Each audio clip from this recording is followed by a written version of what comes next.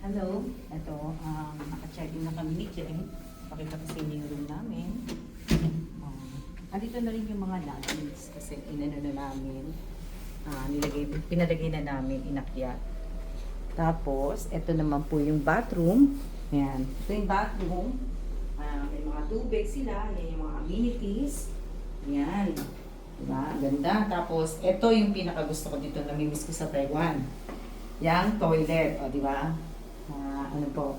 Tapos, ito po yung kanilang closet. Yung closet nila. Yan, may chinelas din, may bathroom. Tapos, may scale. O, diba? Tapos, ito yung luggage namin ni Jeng. At ito naman po magiging bed namin ni Jeng. Tapos, ito naman ang pa-complementary ng the Howard. Ayan po. May saging, may orange at saka apple. Tapos ito naman po ang magiging view. Oh, ganda din kasi may hangiran. Oh.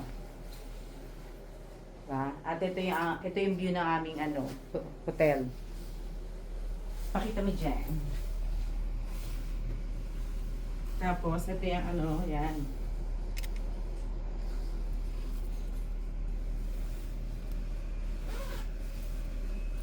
Gubad lang po ako ng jacket kasi kanina pa po ako naka-jacket.